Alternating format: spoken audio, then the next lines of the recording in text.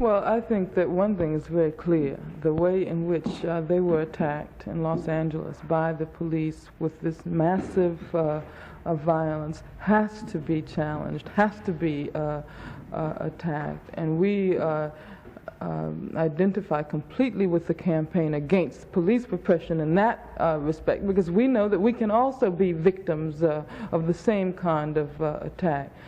And so, while of course, and we've always made it clear that we believe that the revolution is going to come through utilizing different strategy, through organizing masses of people, and not through the kinds of things that the SLA was committed to do. Nevertheless, we have to, challenge that police repression of which they were victims.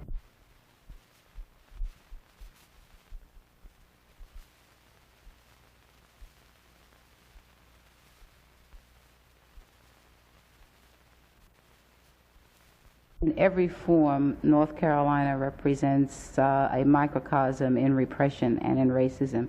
And we feel that it is in that state that it is possible to set up an actual police state and to make that a real model of the New South, and therefore a model for the rest of the country. For example, there are 33 prisoners on death row in North Carolina at the moment. 26 of them are black, one is Indian. That's almost 46% of the people on death row throughout the country. If they are allowed to carry out the North Carolina Supreme Court's decision to reinstitute the death penalty, then the United States Supreme Court will be in a position to make that the law of the land. And then in the state of California, the capital punishment will be able to be carried out here as well.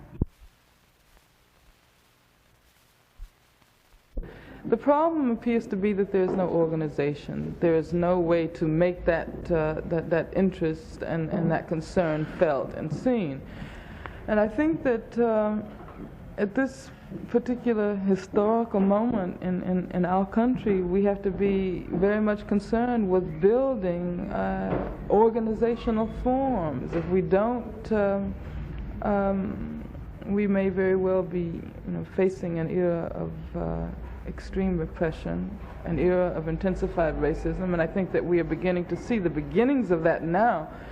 And the reason for that is that with the ruling class in such a condition now, with the president, the person who tries to be president under the kind of justified attack, with the whole administration crumbling, they're going to try to prevent the development of any kind of a united, multinational movement among the people in this country. And racism is the way you prevent that. Repression is the way you prevent that.